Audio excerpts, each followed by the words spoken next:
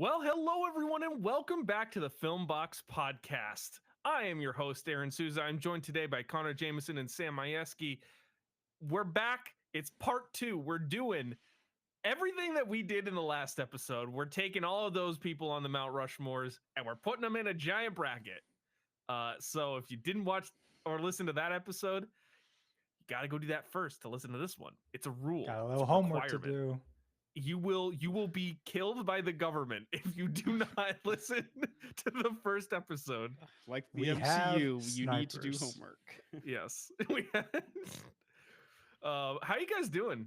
It's we've been like on the phone for a solid 40 minutes before we started recording. So We've podded before the pod. yep. Yeah, no, it's this is gonna be a fun episode. So if you didn't, like I said, if you didn't watch last week's episode or listen to last week words, if you didn't listen to last week's episode, we went through and attempted to, and successfully, I would say, create Mount Rushmores for every decade for acting and oh my god, the dog's here. For acting from the 1960s all the way up to the 2020s. And so now this week we are going to put all, what is it, 28 actors and actresses? Yes. Yeah. All right, 28 actors and actresses up against each other in a giant bracket to determine who is objectively the single greatest actor / actress of all time. And it'll be the official number one source for the greatest of all time by official metrics and not any arbitrary rules that we might make up as we go along. In that who basically who had the best decade of all time? Who had the best dickhead?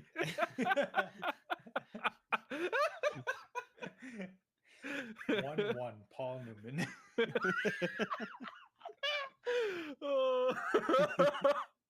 Oh no! Who's the guy from the original Magnificent Seven? My vote is him. Oh man, hold on. His name is on the tip of my tongue. Don't be saying that when we're talking about dickheads. Yul Brynner. He's my vote for the number one dickhead. Yes, the best. Who had the best decade of all time?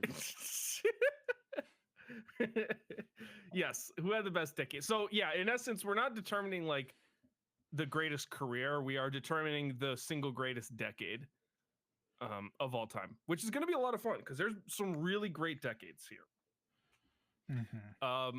So before we do that, we're going to real quick run through our Letterboxd for the last week, talk about what we've been watching. Started with, man, the words What's going on today. with you? I don't know, Guys. man. I've been talking already for like 40 minutes, and then we're going to do this. We're starting with Sam. Yes. Go ahead. I watched 2 movies since the last time we recorded, and that happened to be The Naked Gun 33 1/3 and The Naked Gun 2025, the new one that with Liam Neeson that just came out. I mean, it's raunchy comedy. They're both great. So Yeah, no, that's fun. I'm looking forward to seeing the new one. I just picked up the original Naked Gun on DVD like last week, Such a a week and a half classic. ago. So Leslie Nielsen is he's awesome. what a time to be Mhm. alive. Yeah, I know. And what are you drinking? You drinking anything? Well, I finished a big gulp from 7-Eleven. So now I'm on to my Arnold Palmer. Ah, there it is. Yeah. Sponsor us, please. Arizona, please. Or no, it's actually homemade. Oh, So I have okay. Little story. We get Milo's iced tea and Ooh. Milo's lemonade in like a gallon jugs. yeah. And now we just mix and match. So I put like half of lemonade and half of iced tea in. to one. Wonderful. You don't dabble with the ratios at all? No, I think I tend to put a little bit more iced tea in lemonade because sometimes lemonade can get too sweet. I'm sorry. I'm like, what is this conversation? Like, not to like, I was like, Are we how comparing? can I make this Are we funny? comparing sizes here? Yeah. Well, I was Aaron was very clear before we started. It's like, hey, this podcast is gonna go long, so let's try to go through these letterbox fast.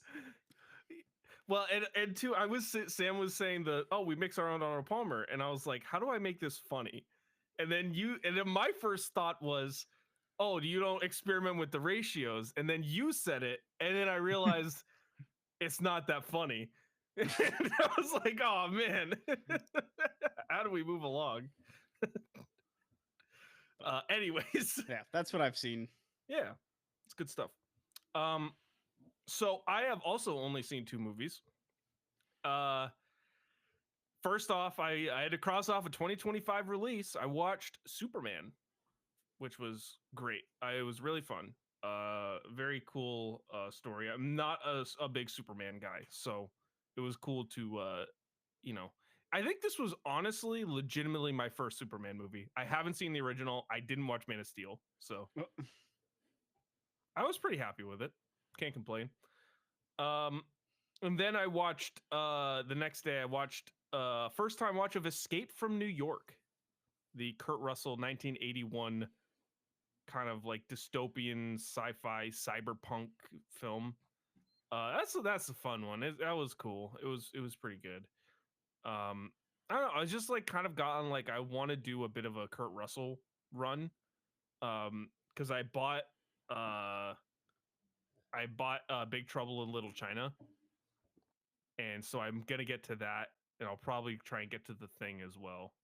Although I don't own The Thing or Escape from New York, so those will be on the list. All right, and I have a water, but I also have a Minute Maid zero sugar lemonade. So you're not the only one drinking lemonade. And Connor, how about you? So I've seen 4 movies. I started off, me and Aaron, my air bear, watched Uptown Girls, her pick.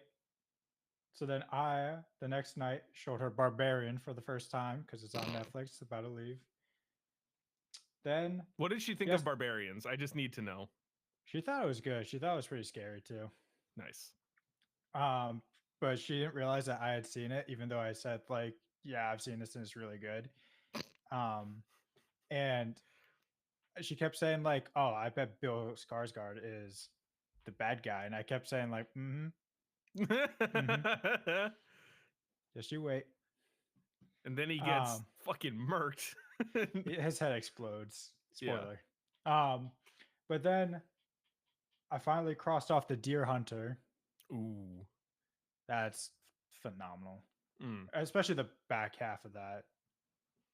And then today, while I was at work, what better movie to watch as a data analyst than Sicario? Oh, nice. Very nice. And for my beverage, to stick with our lemonade theme, I got a Surfside Ooh. green tea and lemonade. So I have one of those that I should pop open. Oh, yeah. All right. Well, let's jump in because we got a lot to do this episode. And this might end up being its own 2-parter. So I'm not going to call this like officially part 2 and part 3. But this might end up being like two pod episodes.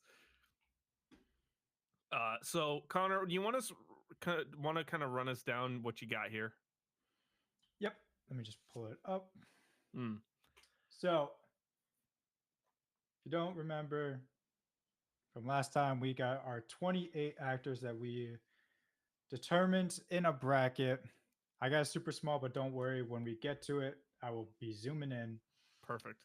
But for the sake of fun, they're in no order, and we're gonna shuffle it. Beautiful. Do you have them labeled what decades they are? I don't, but I have my cheat sheet up. Okay, I'm also going to pull the cheat sheet up. All right. So while you do that, I'm gonna hit shuffle 3 times. So 1, 2, and 3. Okay. All right.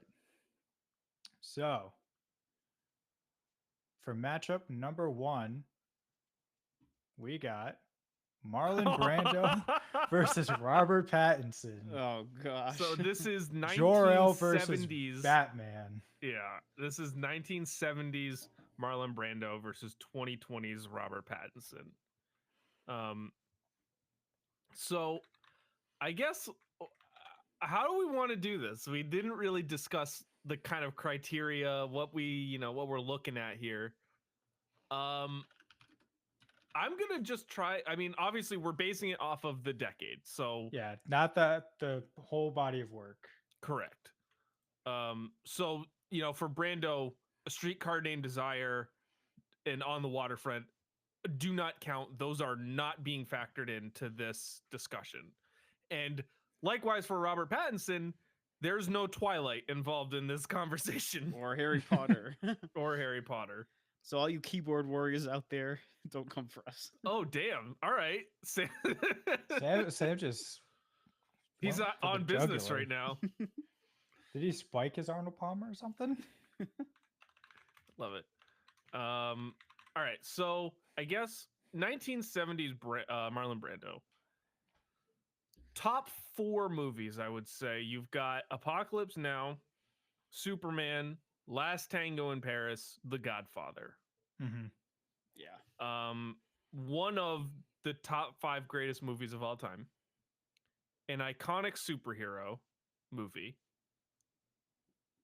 Last Tango in Paris, very notable. Bernardo Bertolucci film. Bertolucci. Oh my goodness, Bertolucci. And then Apocalypse Now, it was kind of a disaster. He was kind of a disaster. I was although he gonna delivered say, a great performance. It's a great movie. He himself Yeah. is not really to thank. Yeah. Although he was does good. something like that factor into your thoughts on him in this decade? I mean, not really, because I remember seeing there's like a clip going around. It was like Christopher Reeve was doing like an interview talking about how like Marlon Brando really didn't do much on the set of Superman either. Mm-hmm. But it's just like he was still there for the movie. So if Yeah. you want to, I don't think we should count like if they're a lazy asshole off camera. Off camera, Mhm. yeah. Okay. So it's just looking at the actual work itself. Yeah. And Okay. what's tough for Pattinson is I think the best is still yet to come. Yeah, so I Yeah. actually wanted to ask you about that because he's got his 2020s is kind of insane. I mean, Tenet, the lead in a Chris Nolan film, maybe one of the Mhm. weaker ones, but still. The Devil All the Time, which I don't know if either of you guys watched, but I did. I saw it. He's really good in that movie. He's got a great accent in it. Yeah, Not great by like any standards, but it's fun. I see on TikTok all the time of illusions. Oh yeah. I'm like, okay. Then he's got the Batman, and that's a Mhm. great performance as well. Does the voice, the English dub in The Boy and the Heron, and then Mickey 17 comes out this year. He's very good in that movie. But coming up, he's got Die My Love later this year, The Odyssey and Dune Part 3 next year, The Drama, TBA, and Prime Time, which is a crime drama film. And the Batman 2 in like 27, right? Mhm. Yeah. So are we taking into account his future films? I personally I think think you we kinda have- you I kinda don't have think to. so. I Because think we you don't have know to- we don't know you how have that to- is gonna be. You have to weigh it in, but if I don't think it should be anything, it shouldn't be like a deciding factor. Yeah. okay. Because like the So- potential is there. Okay. But So let's look then at I gave the top 4 for Brando in the decade. Let's do the top 4 for Pattinson. We're looking at Mickey 17, The Batman, Tenet, and The Boy and the Heron for all Mhm. intents and purposes, because that's Mhm. all that's out. But you could very well replace 3 of those films with The Odyssey, Dune Part 3, and The Drama. Mhm. I mean, I still don't think it's particularly like close, although I do think Pattinson is very, very good. I still think that Marlon Brando in the 1970s was I mean, come on, Godfather. special. Yeah. Although I wasn't even gonna put him in this decade. I will still vote for Brando. Yeah, I'm gonna I'm vote for gonna- Brando too, but I Yeah. think if we were to look back in like 2030, it could absolutely be a different conversation. Oh, 100%. It Mhm. very well could be Pattinson. Yeah. All So right, so Marlon Brando, the first moving one to on. move on. Next, Oh, go ahead. Yeah, you're doing we it. got the battle of the 2000s: Denzel versus Angelina Jolie. Okay, so this one's, I mean, there's not a ton of discussion here, I don't think. No. Denzel is special, and there's not going to be a ton of people that will take him off the board. And Angelina Jolie, I mean, are we talking? Do we also want to factor in absolute star power in the decade? Because like Angelina Jolie's movies weren't always the Not the best, but greatest. she was kind of like the it person Yeah. of the 2010s for quite a while. I mean, I feel like we got to focus on the movies. Okay, so this And I this get- discussion is yeah. purely the movies, the quality of the movies themselves, and doesn't take into account their like persona outside of it. I mean, I think we could probably. Again, Bring it's up- something we could weigh. Yeah, Okay. definitely weigh. Okay, I so would like weigh a that more than 20% future weight movies. versus I would 80%. Yeah. All right. Well, let me just Denzel versus Angelina Jolie. Let's see. I have it somewhere. Yeah, I also have pulled up right now. So Denzel had Remember the Titans, Training Day, Man on Fire, John Oof. Q, The Manchurian Candidate, Inside Man, American Gangster. It's pretty good. Quite good. Angelina Jolie, Lara She has a Croft, Tomb lot Raider. of moves. Yeah, she does a lot of movies. Yeah. Shark Tale, Mr. and Mrs. Smith, The Good Shepherd, A Mighty Heart, Kung Fu Panda, Wanted. Wanted. Yeah. It's not close. I'm sorry. It's really not close. Like Angelina Jolie is kind of like, I think in the scheme of this whole deal, like the 16 seed in March Madness. Like they just got in, they're playing a 1 seed. They're just happy to be there. It's kind of like when you get in because your AD is also in charge of the Yeah. bracket. But it's kind of funny how we kind of took into effect her star power, but we did not consider The Rock at all. Because I True. think you could make the case that The Rock is probably like the Yeah. biggest star. Of the 2010s at least. That's fair. Yeah, and like we do not consider him like a movie star at all. Yeah. I guess maybe like it was really because like Angelina Jolie in this decade was kind of on top. Like she was Mhm. it, even though the movie quality wasn't quite there. All right, Denzel Washington. Moving on. All right, so we got Meryl Streep in the '80s versus Matt Damon in the 2000s. This sucks. Oh man, this sucks because Meryl Streep in the 80s. I mean, what a heater. But I love Matt Damon so much. Yeah. So Meryl Streep, we ran down her 80s prior. It was Out of Africa, Cry in the Dark, Sophie's Choice, Silkwood, and she had like 5 Oscar noms. Yeah. And a win for Sophie's Matt Choice. Damon in the 2000s. That was the time of Born.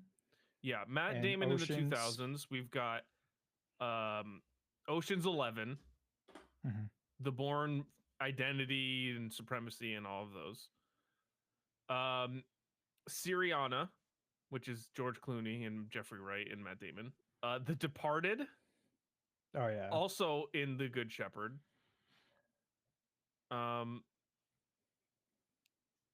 Ponyo, he voiced in Ponyo, Mhm. and Invictus, and The Informant. That was a TV series. Uh, this I is a don't lot know. closer than initial impressions. Um, I know Meryl Streep was very big in the '80s too, but I feel like Matt Damon coming off of Goodwill Hunting in the late '90s, mhm. going into the 2000s with even some of these bigger names like the Jason Bournes. I mean, I don't know. I don't know. I think the I combination of all of the Bournes, In the plus Oceans. Oceans, plus The Departed. I mean, Yeah. that's like 3 absolute like all timers. is Born an all-timer though. The original is one of the greatest action movies of the 21st century. The Bourne Identity. I think that's the first one. Yeah, Right? that is the first one. And the others were quite well received. I mean, Born Identity has Has a 7.8 on IMDb and 84% on Rotten Tomatoes, mhm. 3.7 on Letterboxd. And Roger Ebert gave it a 3 out of 4. 93% on audience score for Rotten Tomatoes. So, I mean, So very good. Yes.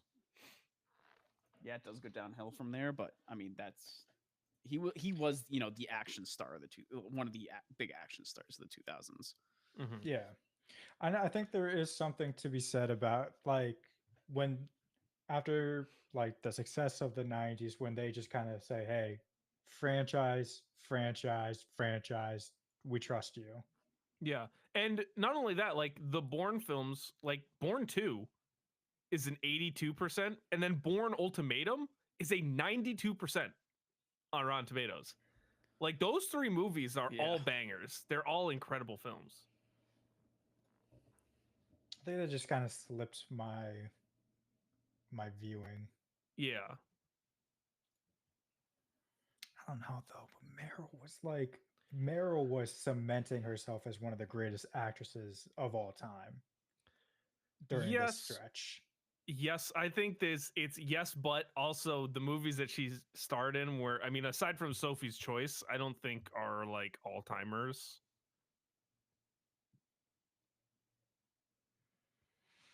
I think like you look at Ocean's 11 and you look at The Departed, that's like all time great films, at least to me. Yeah, film bro over here. Okay.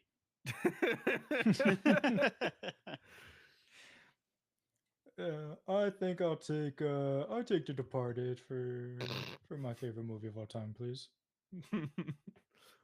All right. Well, what are we thinking? My vote is for Matt Damon. My vote's also for Matt Damon. Hey, there it is. All right, I'll do it, but my vote's for Meryl, and if she's watching, I hope she knows that. Hey, there's nothing. Look. I was an advocate. I gotta stay true to myself. I was an advocate for 2000s Meryl over 80s Meryl. So, Matt Damon on the board. All right, we got 70s Pacino versus 2020s Glenn Powell. You want to talk about Woo! hydrogen bomb versus a coffin baby? Yeah. No shade to Glenn Powell, but Al Pacino in the 1970s is one Oh, of the yeah. all-time greatest decades, just Like undeniably. we could have given him a bye until like the third round, and I don't think we would have really had any qualms about that. Yeah. So, I mean, you do Godfather 1 and 2, and like already you're on top. Mhm. But then you do Dog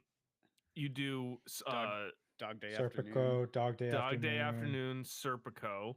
and Justice for All. Yeah, that's a great movie. I mean, come on. Yeah.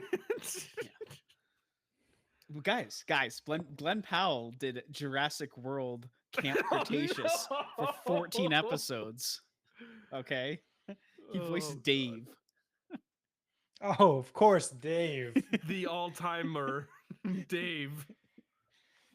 I think when your character when your character, two of your characters have Wikipedia pages from the same decade. I mean, I think, you know, you kind of win. Mm-hmm.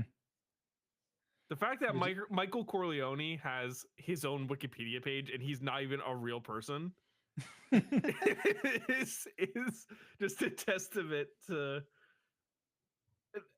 in June 2003, the American Film Institute recognized Michael Corleone as the 11th most iconic villain in film history. I don't know why I thought you were gonna say as a number 2 ranked Italian ever. Who's the number one? Luigi. Vito. Oh. Oof. Ah. Mario. I love how this Wikipedia article also talks about Michael Corleone as if he was a real person. It's like, born on March 23rd, 1920 to Mafia Don Vito Corleone, Marlon Brando, and his wife Carmela, Morgana King. It's like fully like his bio. It's like, this is not a real guy. You know, oh my God. And Michael initially wanted nothing to do with the Corleone family business and enrolled in college at Dartmouth in order to escape any potential involvement in like it's reading as a bio. it's literally like you're gonna scroll down, you're gonna get to like controversies involved in an infamous hit. Yeah.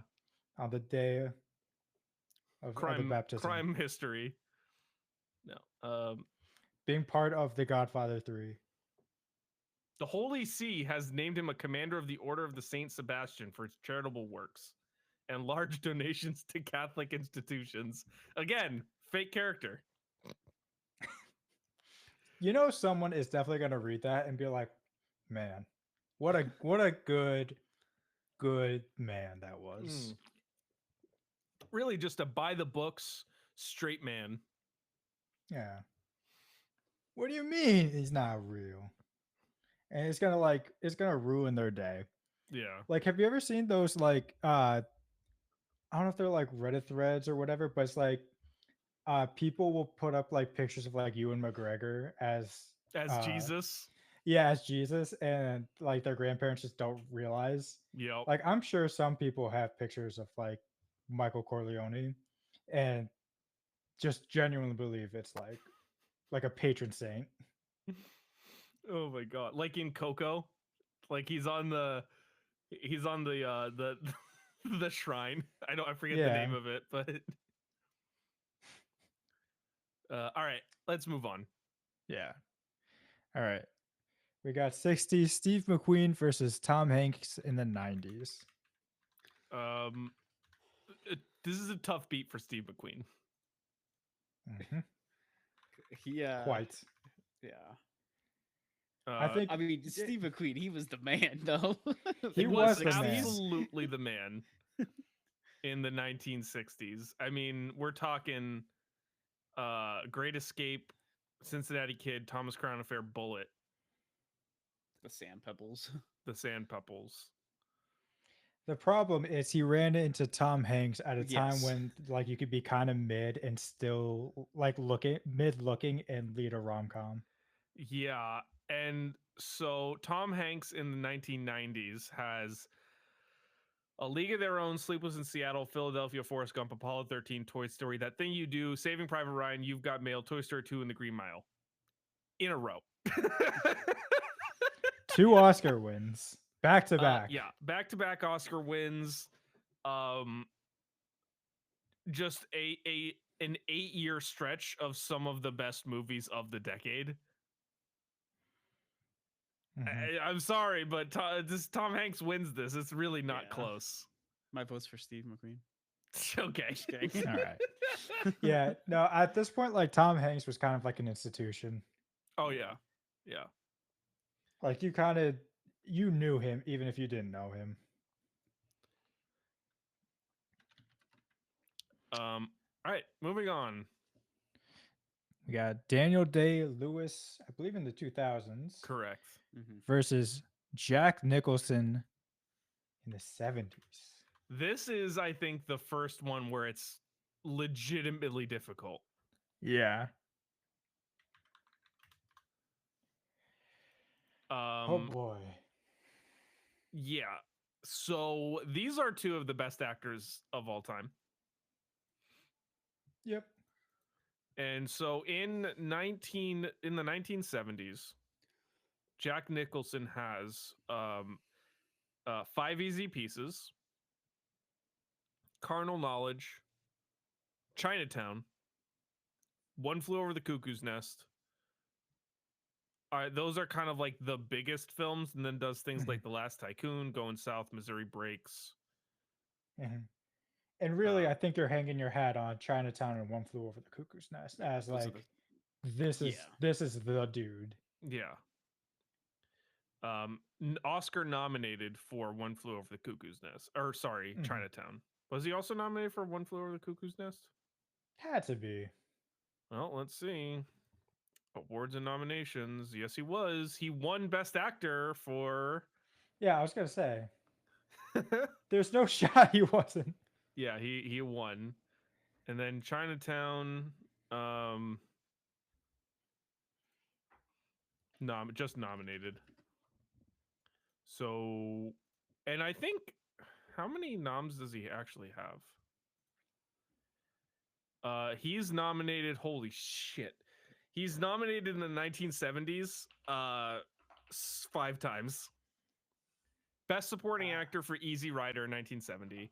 And then Best Actor for 5 Easy Pieces, The Last Detail, Chinatown, and One Flew Over the Cuckoo's Nest in the 1970s, with a win in One Flew Over the Cuckoo's Nest. He's also, I think, one of the only, like, he and Daniel Day-Lewis are tied for the most wins as an actor. See, Yeah, he has 3 Best Actor wins. Yeah, The and only Daniel actor to have Day-Lewis, 3. Yeah. yeah. So Daniel Day-Lewis has 3 Best Actor wins. Mhm. Jack Nicholson has 2 Best Actor and 1 Best Supporting Actor win. Mhm. So they both have 3 total.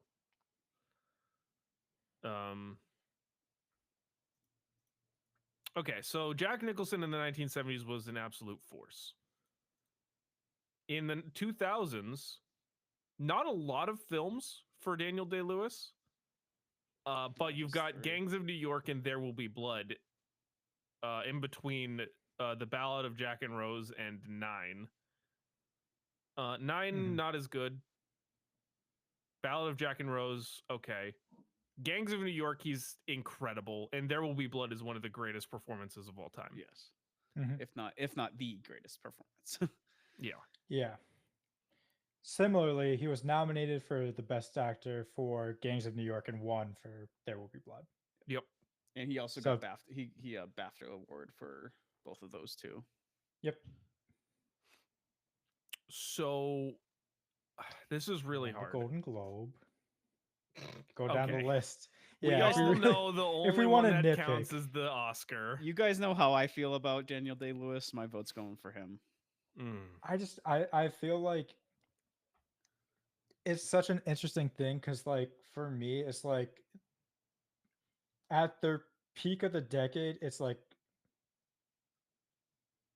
I think the overall body I think is Nicholson, Yeah.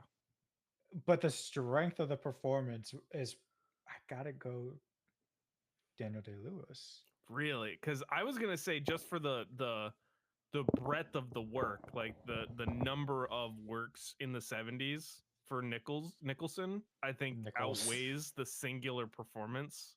Yeah, but you know how Daniel Day-Lewis, he is very picky on his Yeah, well, I think that factors into it, right? Like he has, in all fairness, he has four movies in the 2000s, and only two of them are hits. Like he has a 50% success rate in the 2000s. I mean, but his performances in the Ballad of Jack and Rose is pretty decent too, you know. Yeah, that's the thing. It's like you'll never get a bad performance. Right. Right. Yeah. I mean, I gotta go Jack, but you guys have voted for Daniel Day-Lewis, so he's gonna go through. But this is when I know we talked about it last time, but Daniel Day-Lewis was such a hard person to pin down because, I mean, you could say the 90s, you could say 2000s, you could say Say the 2010s. 80s Yeah. with like My Left Foot. hmm He's just a hard man to try to put in a place. Yeah, no, it's true. But I would say he's probably one of the best actors of all time, so he had to go somewhere. Oh, absolutely. And this was arguably his best work was There Will Be Blood. So hmm All right. And he's starring in his son's first debut film. So Yes. yeah, brand new trailer. It actually looks good. Have you seen? I haven't seen it yet. So that looks pretty good. I will save thoughts. All right, moving on. All right, next, let me just pull up the cheat sheet again just to make sure it's the 80s. It's 80s Arnold versus 2010s Jennifer Lawrence. Yes. So now, okay, Jeez, this is acting talent. It's a wash. Really? really. You think so? I don't know. I think Jennifer Lawrence is quite a talented person. I also think she's very talented. Yeah. Holy shit, she did so much in the 2000s. Yeah, she or the did. 2010s. That's why we chose her. Or sorry, I wash is the wrong word. It's like a tidal wave in her favor. Yeah, okay, that's a different story. Okay. That's a different Yeah, thing altogether. I did not mean to say that they are tied equal in any way. Yeah, okay. So Jennifer Lawrence in the 2010s. We've got Winter's Bone, X-Men First Class, Hunger Games, Silver Linings Playbook, Joy, American Hustle. American Hustle.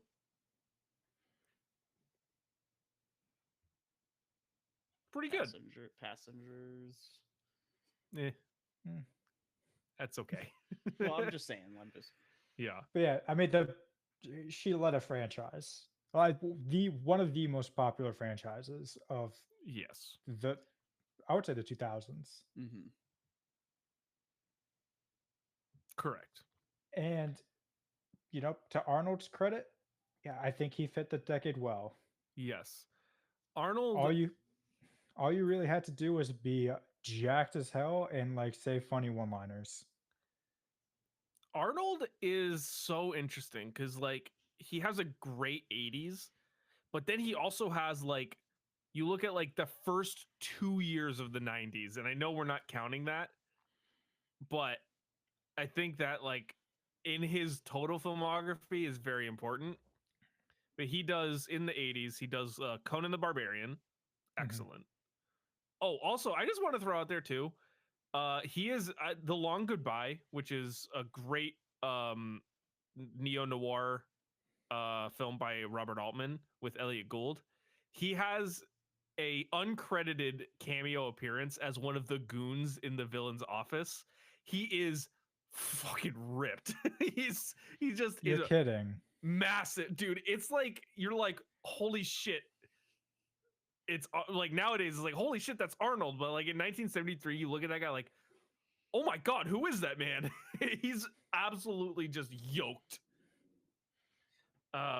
Anyways, Conan the Barbarian and Conan the Destroyer does the Terminator, then does Commando, then does Predator, then does the Running Man.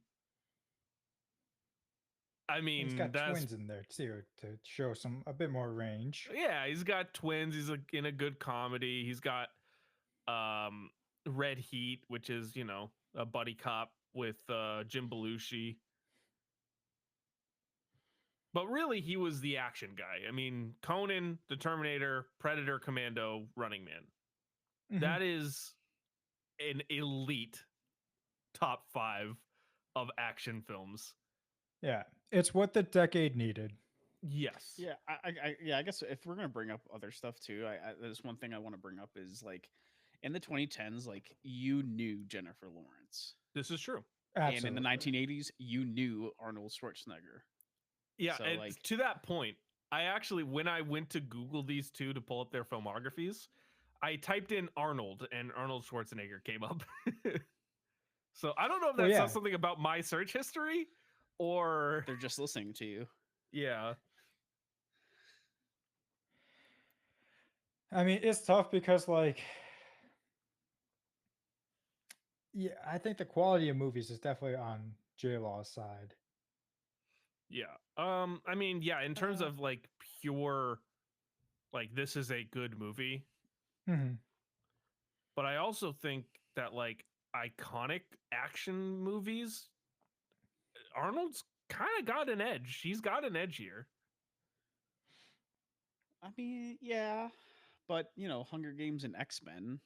That Yeah. is also true. Again, franchises. Because if That's also true. like if that's what we gave Damon the edge for. But I mean, Arnold has franchises too. He's got He Conan, does. he's got Terminator, It's, he's got it's just Predator. they didn't happen in this decade, Right. so I don't count them. And like honestly, like not all the Gotta time them better. all the Hunger Games are like decent. You know, the first two are really good. The last Mhm. two, not so much, but still pretty fun to watch. X-Men, you got X-Men First Class and X-Men Days of Future Past. One of the two of Great the greatest movies. X-Men's. I mean, X-Men Mhm. Apocalypse wasn't that great, Hmm. but still, American Hustle is great. Silver Linings Playbook, she won the Oscar for that, right? Mm-hmm. Or right, yeah. Mhm. And then Winter's Bone. Remember when we did the Yeah, that was her number that one was movie. her yeah, that was her number one movie. And So like right after that, I watched it. It's a phenomenal movie too. Yeah. So I mean, I think I'd have to give her the edge, but it's just like it's hard because I think it's so hard because you can't think of like the 80s. But if I had to ask you, do you when you think of Terminator, do you think T1 or T2? T2. T2. See, I see it as both. I see it personally as like the entity of Terminator. That's fair. Because but- I'm the same. I'm the same way with Predator. Like if you say Yeah. Predator, I don't think about the first movie that I think of is not going to be the original. See, that's what I think of the original when I think of Predator. Yeah, I mean that's on me for whatever reason. I think of like the 2010 one. Wild. Or I think it was 2010. I mean, all right. Well, let's vote. Shit. Sam, Yeah, this is what is your vote?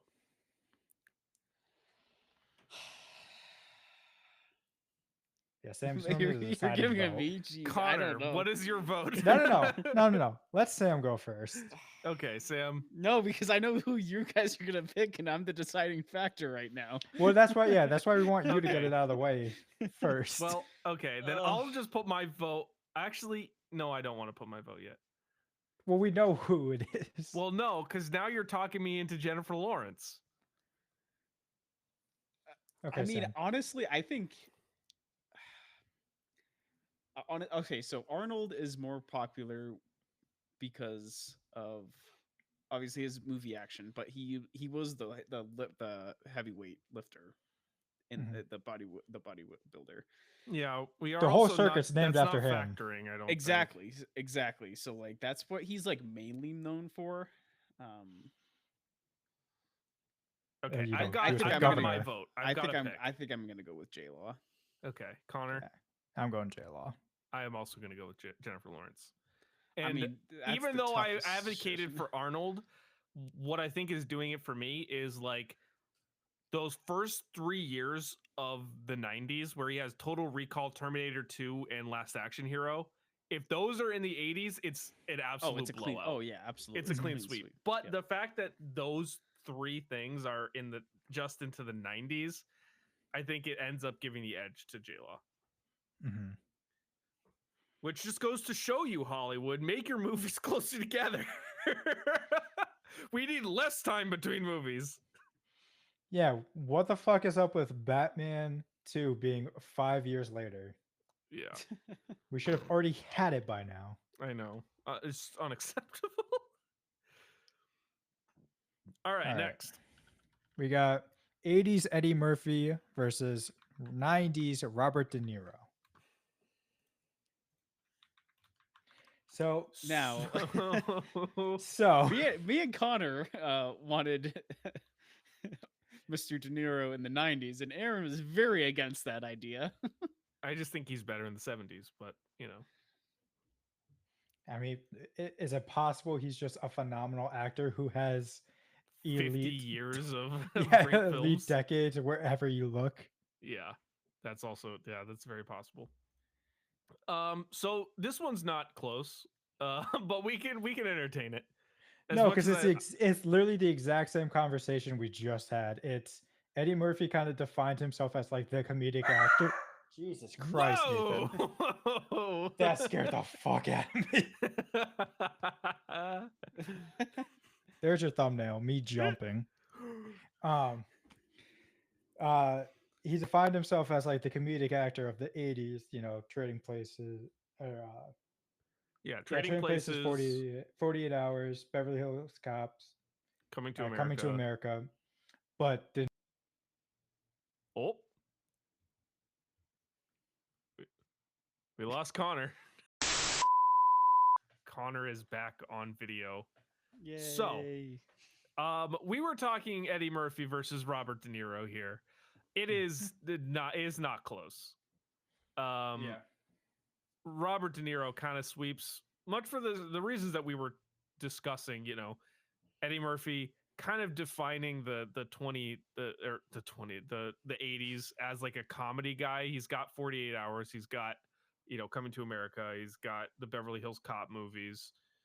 And he's got his own like comedies. Yeah, he does Stuff, you know. Raw is in this decade, Eddie Murphy's Raw. But I mean, it's just De Niro in the De Niro in the 90s is just he's just too much. I mean, Goodfellas, Casino, Heat, Cape Fear.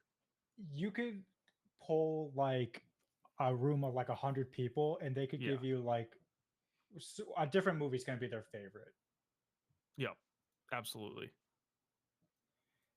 which is just, I mean, and I know we've been saying it a ton, but like it's crazy that with De Niro you could literally do this with like pretty much any decade he's been alive in acting. Yeah, absolutely. So De Niro wins. Let's move to the next matchup. All right. Next up, we got 2010's Leonardo DiCaprio versus 2020's Florence Pugh. So, Leo, this is him with Shutter Island, Inception, Django Unchained, Great Gatsby, Wolf of Wall Street, Revenant, you know, the long awaited Oscar win, and Once Upon a Time in Hollywood, versus Pugh, who's still obviously very well, same conversation with Pattinson. She's got a very promising career coming up. But it's like Puss in Boots, Last Wish, Oppenheimer, Boy in the Hair, and she was in Dune 2. And We Live in Time, as well as Thunderbolts. Yeah. And then she's going to be in Dune Messiah and Doomsday. So there's a lot of good stuff to come to that we have to decide how much we want to weigh in. I mean, I think like Florence Pugh is getting there, but is not there yet. I think yes, but I think she's definitely one of the more bigger faces of the MCU now too. Now that Thunderbolts came out. And are we taking Hawkeye into consideration or no? I mean, wouldn't. We haven't really been talking about TV shows, so I would say no. Yeah. I will say, I think it helps, and I know we haven't been doing this with anyone else either, but like she is such a charismatic person that she is very,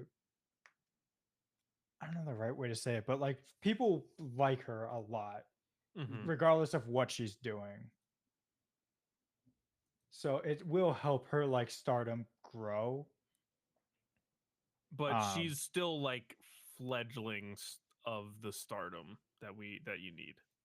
Yeah, and again, this is one where I wish like Midsommar was like part of the Right. breakout. Same with like Little Women. Little Women, Yeah. Yeah, if that would have counted, it would have been a much more compelling case. Mm-hmm.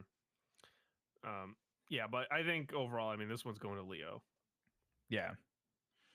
Another person on this list where you just have to say like their first name or Right. everyone knows exactly who you're talking about. Absolutely. All right. Next up, we got 1970s Gene Hackman versus 1980s Harrison Ford. I mean, this is again, Gene Hackman, really great. This isn't close. I mean, Harrison Ford's 1980s is the greatest. I think it's the greatest single run any actor has ever had. I mean, there's statistically not a bad movie that he has in the 80s. Mm-hmm. He has like 10 of them. Yeah. I think there's only a few people who will hopefully get a matchup with who will get to challenge him. Yeah. Because I mean, if you want to talk about leading franchises, this guy was doing it at a time when like there really weren't a ton of franchises. Yeah. Oh my God. It's insane. All right. That was easy. Moving on. All right. We got 2000s Julia Roberts, or was it 2000s? It was or 90s? 1990s Julia Roberts. Sorry. 1990s Julia Roberts versus 1960s Paul Newman. This is an interesting one. This is a very interesting one. Is it our matchup of the day? Okay, ESPN. There we go, our matchup of the day. This is hard. Yeah, it's Paul Newman's one of my favorite actors of all time.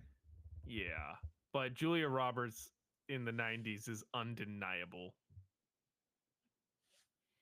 I mean, Paul Newman in the 60s was undeniable. That's also true. Let's see. What do we got? In the 1960s. The Hustler, HUD, Cool Hand Luke, Butch Cassidy and the Sundance Kid. It's pretty good. Like he had just like already started to break out. He found his niche as kind of like an anti-hero type character. Yeah, but then at the same time, Julia Roberts had her like she was just the face. Yeah, she was everywhere. I mean, Pretty Woman, which we did a review on. Hook, which is hot take, one of my favorite Spielberg films. Pelican Brief, Something to Talk About, My Best Friend's Wedding, Notting Hill. It's close. It's a lot tougher than you think. Yeah. Again, it's kind of like how Arnold ran the 80s with action, Eddie Murphy ran the 80s with comedy. He was dominating the 90s with rom-coms. Rom-coms, yeah. At a time where they were booming. Oh, yeah. But again, Paul Newman in the 60s. Like, I know. Like, I'm biased. Like, Paul Newman just had a charisma where, like, you could put him in anything and he's just going to steal it. This is true. All right, well, let's vote. My vote's for Julia Roberts. My vote's for Paul Newman. Oh, perfect. Yeah, mine is also Paul Newman. I thought I was going to have to put you in a tough spot for him to pick. Damn. I was going to put you in a tough spot. All right. Well, Paul Newman. All right. Next up, it's 90s Tom Cruise versus 2020s Timothy Chalamet. Now, this is so fascinating because Timothy is probably one of the only 2020s actors we have where like the resume is already like could compete with someone. We don't really have to talk about like the potential. Right. Although he doesn't have Call Me by Your Name or Little Women. No. Or Lady Bird. It's a terrible matchup. Yeah. For him to succeed. Dune, Bones and All, Wonka, Dune Part 2, A Complete Unknown, and he's got Marty Supreme and Dune Part 3 coming. I'm going to shout out Intergalactic too. He has a small role, but it's like a Mm. really good kind of like rom-com, but the animation style is awesome. But it is a shame that he goes up against 1990s Tom Cruise. Yep. Was an absolute force of that decade. Let's see.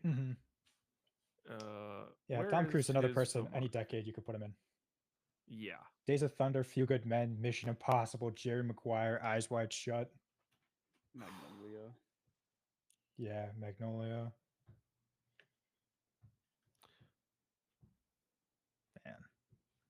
Man, that's tough. Yeah, I don't think we can I mean, we can't give it to Timmy. It's Tom Cruise. Unfortunately, we can't. Unfortunately. It's a shame these new 2020 actors are going against these powerhouses. I know. But yeah. But I mean, we could have weighed the potential in, but y'all didn't want to.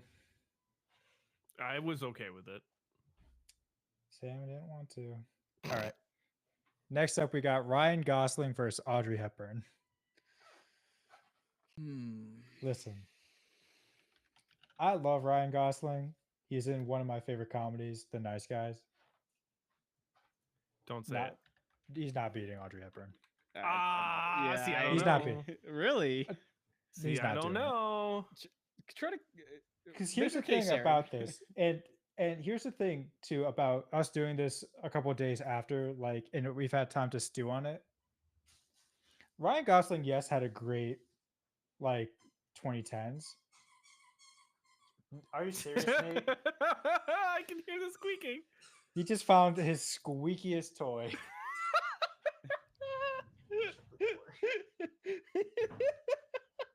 Right as I'm about to make my big point. Ryan Your Gosling, big yes, point. had a great 2010s. We didn't even remember him until like we had moved on from the 2010s. I mean, to be fair, That's I fair. always had him on my list. I just didn't. I had him kind of shuffled around, but oh my god, he's back. Listen, Audrey is like a staple of acting. True. Yeah, All right. Well, if you want to give it to Hepburn, I'll let it play. Although I do believe that Ryan Gosling. I mean, maybe it's recency bias, but you know. Breakfast at Tiffany's, you take out Mickey Rooney, and that's a perfect movie. You take out the blatant racism. You take out yeah. It's perfect except for one small little detail. But I mean, the rest of her movies are still great. Like Charade is awesome. Yep. My Fair Lady. Yeah, I wish we could. is a great western. Yeah, I mean, I wish we could talk about Roman Holiday and Sabrina, but just missed out. We cannot. All right. Last matchup of the first round, it's Emma Stone versus Sean Connery. Emma Stone is representing the 2010s. This is a good one. Versus Sean Connery of the 1960s. This is good. I have a particular opinion. Let's see. Sean Connery's filmography, 1960s. Bond is a lot of James Bond and a lot of not much else of note. But it's probably, I mean, where does he rank of most iconic Bonds? I mean, he's got to be at the top. Either that or like Pierce Brosnan. Pierce Brosnan. I don't think Pierce Brosnan is as iconic. I think really it depends on who you ask, because like I think a lot of people like our age and a little older like grew up with like, I think he was the 90s, right? His run was the 90s. Yeah, they definitely grew up in that stage of Bonds. But he's like definitely like there. Oh yeah. It's a debate. I just feel like in terms of the filmography, he is held up too much by 1, 2, 3, 4, 5 Bond films. Mhm. Emma Stone in the 2010s does she does Easy A, she does Crazy Stupid Mhm. Love, does The Help, Mhm. does franchise work with the Spider-Man, does Amazing Birdman, Spider-Man. where I believe she wins an Oscar or is nominated for an Oscar. I think she's nominated. I think she might have won for The Favorite, if I'm She not no, mistaken. she's nominated for Ah, yeah, she wins for La La Land. okay. But yeah, has La La Land, The God damn Favorite. it. Oh, I don't know what's going on. What the fuck is happening? I don't know. Let's just finish up this matchup. So yeah, has La La Land, has the all the. I just think she has a better 2010s than Sean Connery has 1960s.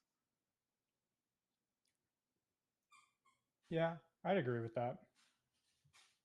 All right, well then let's slot Emma Stone in as our last winner of the matchup. All right, and so that is round 1. So I'm gonna say let's stop here, and we'll pick up a part 2 afterwards, because this took us an hour to do the first round. Mhm. So we will be back for the rest of this bracket, and we'll see you next time on the Filmbox Podcast. See ya. Hopefully you could see me.